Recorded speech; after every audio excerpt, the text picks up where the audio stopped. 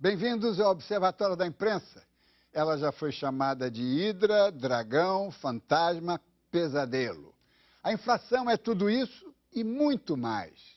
E a mídia pode ser decisiva para evitar que o espiral nos conduza ao ralo. Mas será que esse trabalho está sendo bem feito?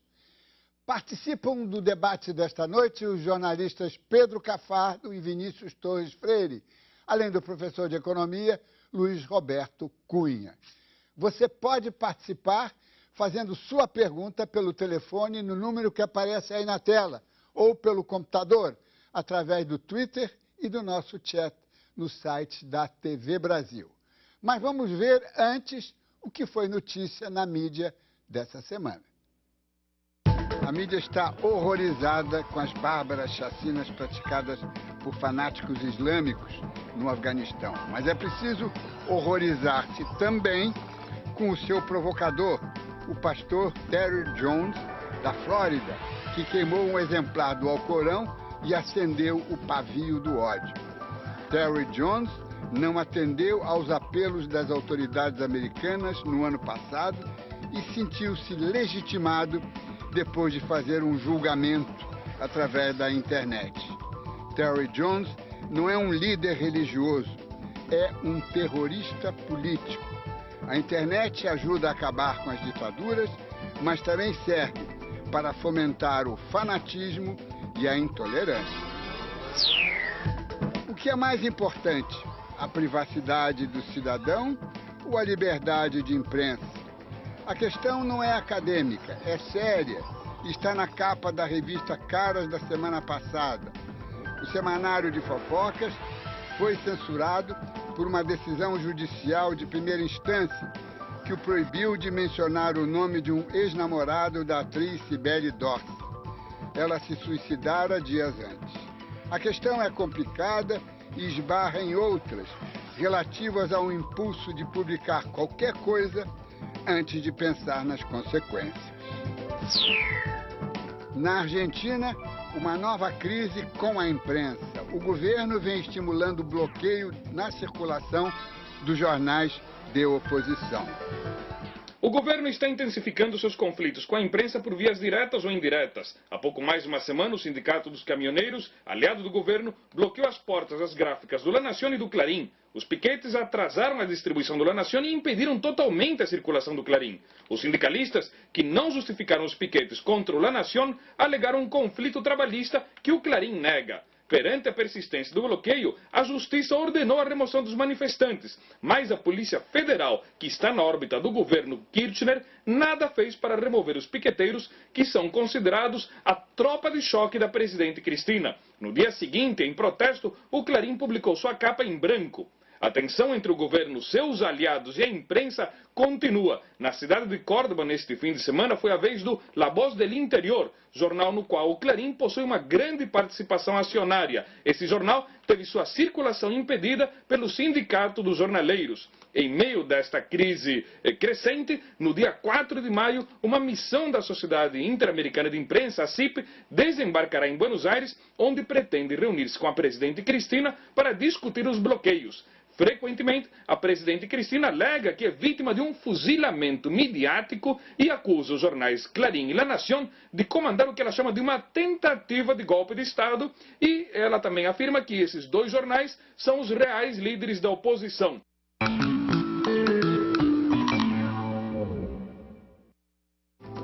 Na charge da semana que passou, o principal personagem foi o vice-presidente José Alencar. A morte, depois de uma longa luta contra o câncer, ganhou grande destaque na mídia. Em um país onde a classe política é tão desvalorizada, Alencar quase foi canonizado pelos chargistas. A mídia no passado. O primeiro jornal impresso em terras brasileiras é o tema da coluna de hoje da historiadora Isabel Lustosa. Foi uma máquina como esta que veio desmontada no porão da Nau Medusa, onde viajava Dom Antônio de Araújo, ministro de Dom João VI, que se publicaram em 13 de maio de 1808 os primeiros impressos no Brasil. Eram decretos da coroa, eram documentos para que a máquina do Estado pudesse funcionar. Só no final daquele ano, só em setembro daquele ano, exatamente no dia 10 de setembro de 1808, é que dessa máquina saiu o primeiro jornal publicado no Rio de Janeiro, que foi a Gazeta do Rio de Janeiro. O primeiro jornal publicado no Brasil, eu diria. Um formato um pouco menor do que esse, era apenas uma réplica, uma reprodução da antiga Gazeta de Lisboa. Um jornal sem saborrão, sem muita graça, sem muito charme, totalmente censurado. Para se ter uma ideia, o próprio Dom João fazia leitura dos originais desse jornal. O Conde de Linhares, seu ministro, fazia censura do que podia e não podia entrar. No entanto, a Gazeta do Rio de Janeiro foi um instrumento essencial para o progresso da comunicação, para a vida da corte do Rio de Janeiro depois da chegada de Dom João. Nas suas páginas, ela aceitava anúncios grátis, as pessoas da cidade ofereciam casas, procuravam escravos, davam notícias de lojas que se abriam, de coisas que havia para vender, de cabeleireiros, enfim, de tudo que veio de novo com a corte, que transformou, que de uma maneira radical, a gente pode dizer, revolucionou o Rio de Janeiro, foi anunciado pelas páginas da Gazeta. A Gazeta do Rio de Janeiro passou, a partir de 1813, a ser redigida por Manuel Ferreira de Araújo Guimarães. Esse que pode ser considerado o primeiro jornalista profissional do Brasil, porque Manuel Ferreira de Araújo não só foi o editor da Gazeta do Rio de Janeiro de 1813 a 1822, como também publicou a primeira revista brasileira, o Patriota. A Gazeta não teve vida longa, ela acaba, a Gazeta do Rio de Janeiro, no final daquele ano de 1822, quando se transforma no Diário do Governo. Já Maurício Menezes nos conta a história do motorista que, por muito pouco, não fez sucesso como repórter. Muita gente, você sabe, né, Odine, sonha em ser repórter, né? A reportagem é uma coisa que fascina as pessoas, né? E na sucursal do Estadão, contrataram vários motoristas terceirizados. E o Carlinhos era um deles, né? Ele ficava entusiasmado com o trabalho do repórter. E ele pensava, puxa vida, será que um dia eu vou conseguir ser repórter? Aí ele passou a fazer o quê? Ele ia para as reportagens, ao invés de ele ficar lá fora, tomando conta do carro de reportagem, ele trancava o carro e ficava junto com o repórter lá, às vezes, na entrevista, ele participando. E quando tinha entrevista, aquela entrevista com o ministro em pé, com o governador em pé, ele ficava atrás do governador ali, anotando para aparecer na televisão. E falava ao pessoal na rua dele, olha, eu estou trabalhando com reportagem, tal, o pessoal via lá. Aí um dia ele mandou fazer cartão com o nome dele, Carlinhos Jornalista. Aí teve um dia que o ministro da Fazenda estava dando uma entrevista e ele foi mais adiante.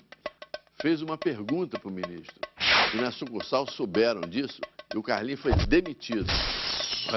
A pergunta dele foi boa, porque no dia seguinte foi a primeira página de todos os jornais. Ela já foi chamada de Hidra, Dragão, Fantasma, Pesadelo. A inflação é tudo isso e muito mais.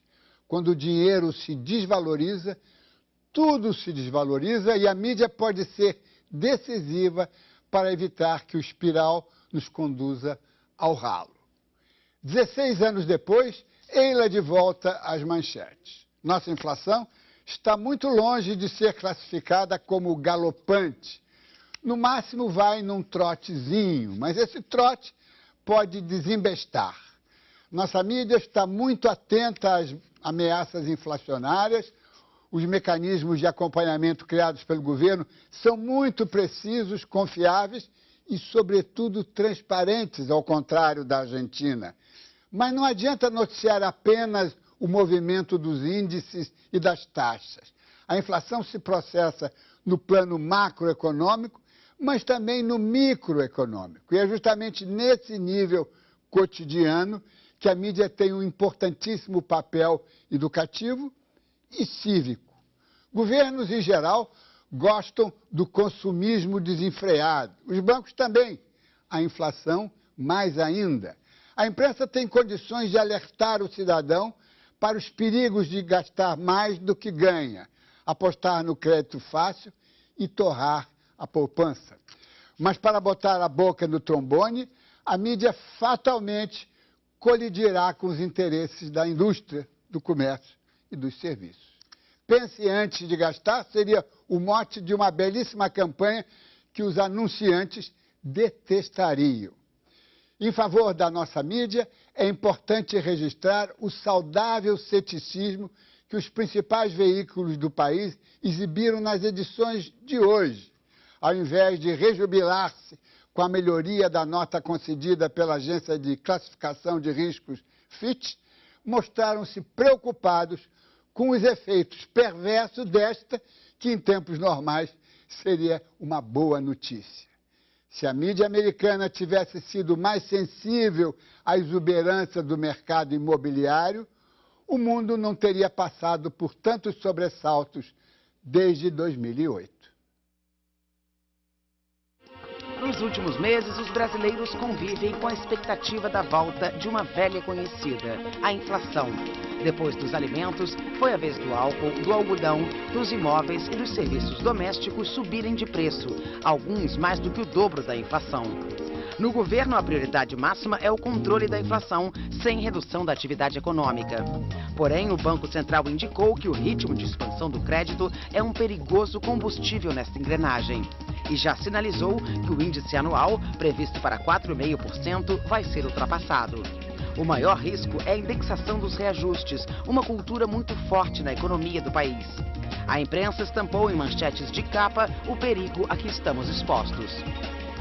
Essa cobertura, ela precisa considerar esses aspectos. Quem está ganhando, quem está perdendo. Se trata isso como se fosse uma questão técnica, uma questão de métodos científicos para acabar com a inflação, não está dando a devida atenção a esse jogo que existe de ganhadores e perdedores. E existe também um outro aspecto da inflação que merece uma cobertura que praticamente, raramente aparece na mídia, que é não só a perda material que a inflação produz, mas a perda moral. Quer dizer, na hora que se perde a referência do valor do dinheiro, a pessoa também está perdendo referências morais e a própria cidadania. Eu acho que não existe uma forma nem melhor nem pior de levar o assunto da inflação para as nossas notícias que a gente publica todos os dias. O que existe é uma obrigação nossa de trazer a questão a público, porque infelizmente a inflação voltou, claro que não no patamar que a gente conhecia, mas infelizmente um patamar um pouco mais elevado do que os últimos anos. Mas infelizmente é um assunto que a gente vai continuar publicando todos os dias, enquanto essa batalha não for vencida de novo. Quando o consumo está muito aquecido, normalmente há um reajuste de preços e, na sequência, um aumento do crédito, o que impulsiona a inflação. Este ciclo, difícil de ser interrompido, depende também do próprio consumidor. E o sinal de alerta pode ser disparado pela mídia. A inflação é um assunto tão importante para a sociedade, principalmente para o trabalhador, que a mídia deveria tratar desse assunto o tempo todo, né? Principalmente numa situação como essa em que a ameaça de retomada, a ameaça de uma aceleração da inflação. Eu entendo que a inflação é uma coisa muito grave. Então, é importante dar a notícia mostrando o que isso significa realmente, sem ficar com medo de que isso pode provocar uma crise, pode piorar o acontecimento. Eu acho que tem que mostrar a gravidade da situação. É realmente uma coisa muito grave. O trabalhador, principalmente o trabalhador pobre, perde muito com a inflação. Eu não acho que a imprensa deva ter missão de ajudar a derrubar a inflação. Ela tem que dar uma informação correta, boa, responsável. Não pode ser sensacionalista, não pode ter o viés para um lado, para o outro, não pode ter viés partidário, por exemplo. Então tem que dar uma informação tão boa quanto possível. A gente sabe que é difícil dar informação objetiva, que tem que procurar, batalhar e tal, mas enfim, dá uma informação tão boa quanto possível. Eu acho que você dando a informação boa, você, de um lado, aumenta a preocupação das pessoas que se informam sobre uma situação, mas, por outro lado, ajuda a alertar, né? Olha, tem um problema de inflação, é evidente que tem. Por mais complexo que seja, o tema mexe diretamente com o bolso da população e precisa ser explicado de forma clara para os consumidores em geral. A mídia precisa, nesse momento, esclarecer a população. Muita gente que hoje circula na sociedade, compra, vende, não tem a memória da inflação, não sabe do que se trata. A gente precisa reapresentar a inflação. Reapresentar para uma população que não conhece, ou não se lembra mais, ou não vivia naquele período, ou era muito jovem naquele período. Então, o papel primeiro da imprensa é apresentar a inflação. No segundo momento, acompanhar. Acompanhar a inflação, onde ela está. É no preço dos alimentos? Sim, está sendo no preço dos alimentos. Quais produtos? Sim, é o tomate. É o tomate. Então, vamos mostrar. Bom, é o tomate que subiu. Dá para substituir? Não dá. Então, vamos comer menos tomate? Talvez. Ou então, não está ali, está na educação. As escolas subiram muito. Então, vamos ver. Dá para negociar um reajuste menor? Não dá. É mostrar para a população aonde está a inflação nos seus segmentos. Participam do nosso debate em São Paulo, Pedro Cafardo, editor executivo do jornal Valor Econômico. E aqui ao meu lado, no Rio de Janeiro, o professor de Economia da PUC, Luiz Roberto Cunha.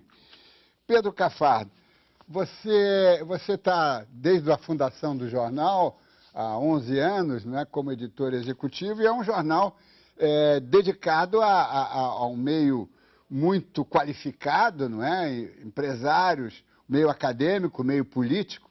Então, o noticiário de vocês é um noticiário mais macroeconômico, pode-se dizer, não é? Teórico. Hoje mesmo, uma belíssima entrevista do Pércio Arida, não é? Mas como é que você vê o papel dos jornais que se dirigem para as camadas menos especializadas? Como fazer com que a classe média possa ter uma noção do que pode fazer para diminuir a pressão inflacionária? Diniz, boa noite telespectadores, é um prazer estar aqui nesse programa. Eu acho que eu vou ter que discordar um pouquinho de algumas coisas que foram faladas até agora, viu, Diniz? Até bom para a gente poder debater um pouco. Eu acho que a imprensa brasileira tem uma visão bastante conservadora a respeito dessas questões monetárias, a questão da inflação, não só sobre isso, a imprensa é conservadora sobre tudo, basicamente, né, Diniz? Mas, nesse caso, eu acho que tem aí uma certa histeria com essa inflação que está aí no momento, sabe? Eu não acho que nós estamos caminhando para nenhum desastre inflacionário, eu acho que às vezes isso tem sido pintado. O que está acontecendo, na verdade, é um impacto de uma inflação internacional. Se você olhar, eu trouxe até aqui, se você olhar para os BRICS, a inflação dos BRICS, eu tenho aqui os números. China, são previsões da Economist. Previsão para a China este ano, 5%. Previsão para a Rússia, 9%. Para a Índia, 7,5%. Turquia, 6%, Indonésia, 7%, Argentina, 11%, Venezuela, 32%, coitada da Venezuela, África do Sul, 4,2%, México, 4,6% e Brasil, previsão de inflação para o ano, 6,2%. Ou seja, não é nenhum desastre, nenhuma aberração, o Brasil está seguindo uma tendência mundial, não vai acontecer outra vez, na minha opinião, aquilo que aconteceu nos anos 80, quando nós tivemos a hiperinflação, ali tinha a indexação, uma série de problemas que a gente pode voltar a discutir, mas, enfim, a minha opinião é que a imprensa tem uma visão bastante conservadora, alinhada com aquilo que pensa o mercado financeiro. Quando você diz mercado financeiro, você diz bancos, os economistas de bancos, que são ouvidos diariamente pela imprensa. Antigamente até a gente ouvia mais os acadêmicos, hoje menos. Então, essa é a minha opinião a respeito dela. Eu acho que existe alguma histeria a respeito da inflação. Longe de eu ser favorável à inflação. Ninguém é a favor da inflação, todo mundo é contra. Mas também não podemos parar o país, desaquecer o país demais, porque esse país tem muita gente procurando emprego. Nós temos que ter pleno emprego. Se a gente faz uma coisa muito conservadora, eu acho que teremos problemas. Outros tipos de problemas mais graves. Professor Luiz Roberto Cunha, que é professor de Economia, decano do Centro de Ciências Sociais da PUC, o senhor tem pode realmente examinar com um certo distanciamento crítico, né, uma perspectiva, o trabalho da imprensa. Quer dizer, o Pedro Cafardo tem razão, porque a nossa imprensa é conservadora em tudo, não é? Adora o Tea Party lá nos Estados Unidos, e ela inclusive tem uma função de fazer só o alarme, só que ela está acostumada a apertar o botão do alarme com mais insistência, né? Agora, eu queria que o senhor desse a sua opinião sobre justamente o papel da imprensa, está exagerando, não está exagerando, e, sobretudo, no seu trabalho de criar uma consciência anti-inflacionária na classe média, né?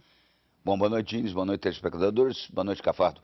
Eu concordo um pouco com o Cafardo, quer dizer, no sentido de que não existe, de fato, um risco de uma volta ao passado. Quer dizer, eu acho que essa é uma coisa que é até importante a gente deixar claro, quer dizer, na verdade, o que talvez esteja, nesse momento, nos últimos meses, chamando um pouco a atenção, é de que, de fato, houve uma certa mudança na forma de comunicação ou de ação do Banco Central. O Brasil se habituou. Vamos lembrar que depois de 94, depois do Plano Real, né, nós tivemos uma aceleração inflacionária forte em 99, tivemos uma desvalorização cambial enorme e uma aceleração inflacionária grande, só que aí você veio com uma atuação muito rígida do Banco Central, botou a inflação para baixo. 2002, 2003 também, de novo, na mudança de governo, você teve de novo uma aceleração inflacionária. Depois ela também veio controlada. O que me parece que hoje está criando um pouco mais de ruído na comunicação, e aí, obviamente, a imprensa participa desse ruído, é de que, de uma certa forma, está havendo uma mudança na atitude do Banco Central e do governo, de uma forma geral, em relação à forma de ação. Ou seja, esperava-se, eventualmente, que, digamos, o Banco Central fosse repetir aquela dose de dureza em termos de política monetária, e a gente nota claramente, e isso ficou claro nessa semana passada com a declaração do Banco Central, o tal relatório de inflação, em que a cada 3 meses ele tenta explicar aos agentes econômicos o que ele vai fazer, não é de que ele vai trabalhar para um horizonte mais longo, ou seja, ele vai tentar trazer de volta a inflação para aquela meta de 4,5%, com uma certa flexibilidade, mas num prazo mais longo. Então, isso é que tem, digamos, acirrado um pouco algumas críticas e que a imprensa, obviamente, acaba acolhendo e colocando. Agora, eu concordo com o Cafardo de que não há risco, quer dizer, na verdade, nós devemos conviver como o mundo está convivendo, e aí é um fenômeno hoje, não do Brasil especificamente, é um fenômeno mundial, fruto basicamente de uma política monetária frouxa nos Estados Unidos e na Europa para sair da crise gerada em 2008 e de um fenômeno que me preocupa muito, analisando a inflação, que é a questão climática nos produtos agrícolas. Se a gente olhar o que aconteceu nos últimos 2, 3 anos, dificilmente você tem tido fatores climáticos favoráveis. É claro que isso, e hoje em dia os mercados, principalmente agrícolas, são totalmente interdependentes. O preço da soja, não adianta o Brasil produzir uma enorme quantidade de soja, porque o preço da soja sobe em função de uma seca em um outro país. Ele nos afeta aqui. E, de fato, os fenômenos climáticos têm sido muito desfavoráveis, ou seja, você tem tido sempre algum problema em algum lugar, além de você ter, e isso os estudos da FAO, do órgão da ONU que trata de questões agrícolas, têm chamado a atenção, um desequilíbrio entre a demanda maior pelo crescimento dos países emergentes, não há pessoas que estão comendo mais, e isso é fundamental no mundo, que as pessoas tenham, é em relação à produção. O nosso outro convidado, Vinícius Torre Freire, colunista da Folha de São Paulo, está a caminho, chega dentro de alguns minutos aqui no nosso estúdio em São Paulo. Vamos fazer uma pausa e voltamos daqui a pouco.